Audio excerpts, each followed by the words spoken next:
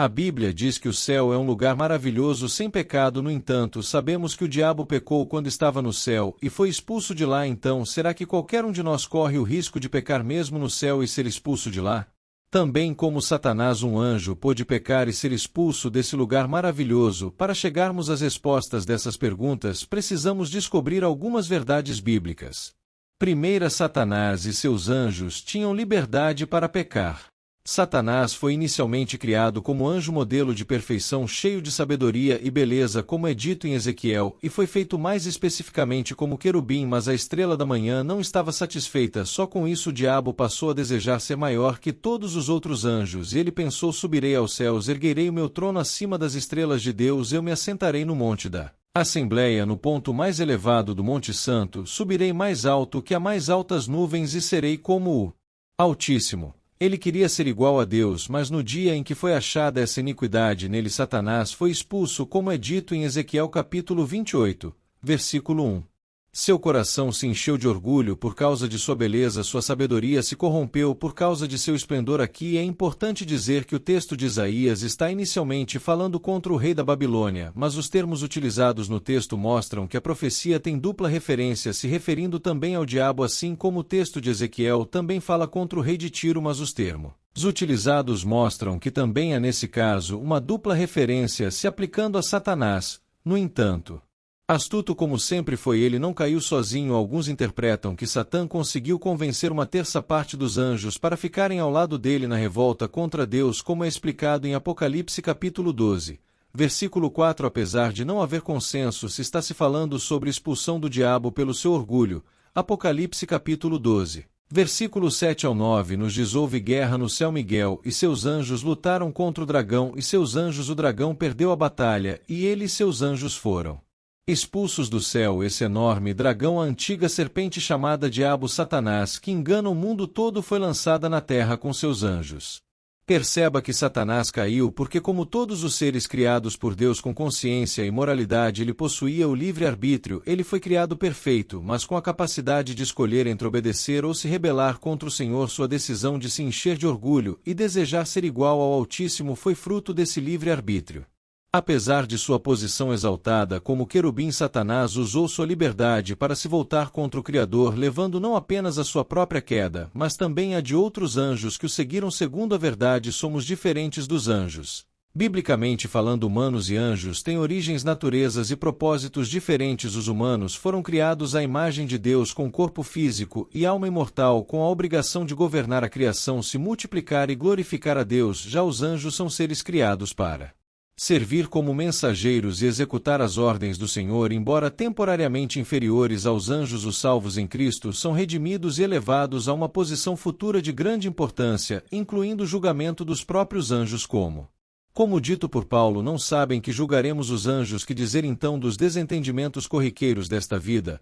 A redenção também é um aspecto central dessa diferença. Jesus veio como homem, não como anjo, para salvar a humanidade. Os anjos não participam da redenção, eles permanecem fiéis ou caem definitivamente aguardando o julgamento. Enquanto os anjos servem a Deus e se alegram com a salvação humana, os humanos têm o privilégio de um relacionamento íntimo com o Senhor como filhos adotivos. É claro que no céu, como disse Jesus, seremos semelhantes aos anjos no que se refere à imortalidade e à ausência de casamentos. De resto, somos muito diferente deles. Terceira verdade: no céu teremos corpos glorificados. A Bíblia apresenta a promessa gloriosa da transformação que ocorrerá na ressurreição ou no arrebatamento, quando os crentes em Cristo receberão corpos imortais e glorificados. Em 1 Coríntios 15, Paulo descreve esse momento como uma mudança instantânea e sobrenatural. Ele diz que é necessário que este corpo corruptível se revista da incorruptibilidade e que o corpo mortal se revista da imortalidade, destacando que nossos corpos, marcados pela fragilidade e pela morte, serão completamente renovados pela ação de Deus. Essa transformação não é apenas física, mas também espiritual. Filipenses capítulo 3, versículo 21 reforça essa ideia ao afirmar que Cristo tomará nosso frágil corpo mortal e o transformará num corpo glorioso como o dele, usando o mesmo poder com o qual submeterá todas as coisas a seu domínio.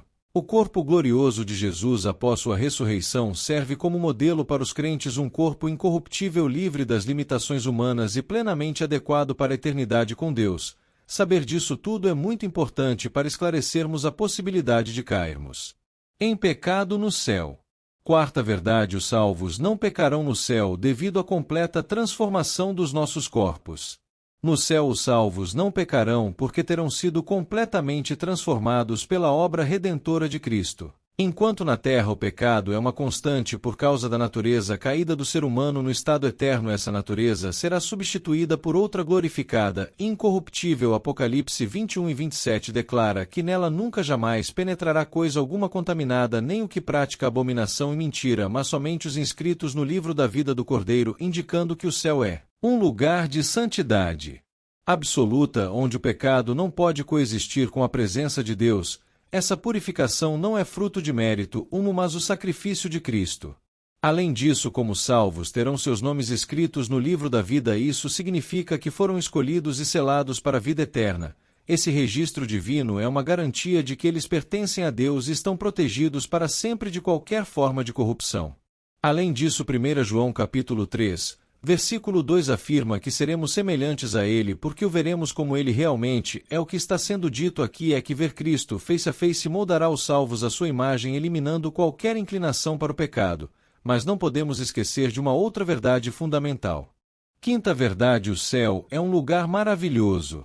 O céu será um lugar de glória e alegrias eternas, caracterizado pela santidade, perfeição e ausência de sofrimento. Apocalipse 21:22 diz que lá não haverá mais morte, nem pranto, nem clamor, nem dor, pois as coisas antigas já terão passado. Isso significa que todas as limitações e aflições que experimentamos na terra, como doenças e dores, deixarão de existir. Esse estado perfeito é uma das promessas mais preciosas de Deus para aqueles que nele confiam, oferecendo a certeza de um futuro livre de qualquer tipo de sofrimento. Não podemos esquecer também que uma das maiores alegrias no céu será a capacidade de ver o Senhor face a face. Mateus 5, versículo 8, Jesus declarou: bem-aventurados os puros de coração, porque eles verão a Deus. Essa visão direta e desobstruída do Criador é o ápice da felicidade eterna, pois estaremos em comunhão perfeita com Ele. Essa realidade é reforçada em Apocalipse capítulo 22, versículo 4, onde se afirma que os salvos verão o rosto de Deus. Está a esperança e a meta da salvação individual em toda a Escritura de Deus. Essa intimidade com o Senhor será fonte de uma alegria que nunca diminuirá, de maneira que o pecado nunca retornará. Baseando-se em uma ideia muito interessante de Agostinho, criada a partir das Escrituras, podemos dividir 4 estados da humanidade em relação ao pecado. Antes da queda, quando o ser humano tinha capacidade de pecar ou não pecar gozando de livre arbítrio, mas após a queda, devido ao pecado original, a humanidade entrou em um estado de incapacidade de não pecar, sendo totalmente inclinado ao pecado sem a ajuda da graça divina. Com a regeneração em Cristo, os crentes podem resistir ao pecado, mas ainda são suscetíveis à sua fraqueza. Finalmente, no céu, no estado de glorificação, os redimidos serão incapazes de pecar, pois estarão totalmente alinhados com a vontade de Deus. Portanto, não corremos mais esse risco, diferentemente do diabo. Então, o que você deve saber sobre o céu e o pecado? Lembre-se de que no céu os salvos não pecarão, pois seus corpos serão glorificados e transformados pela obra redentora de Cristo. A presença de Deus será absoluta e eterna, e o pecado não terá lugar ali. O céu será um lugar de alegria sem sofrimento, morte ou dor, onde os salvos experimentarão uma comunhão perfeita com Deus. Por isso, ao refletirmos sobre o céu, devemos focar na glória de Deus e na transformação que Ele nos promete. E lembre-se, no céu a presença de Deus será a nossa maior alegria, e o pecado jamais será uma preocupação.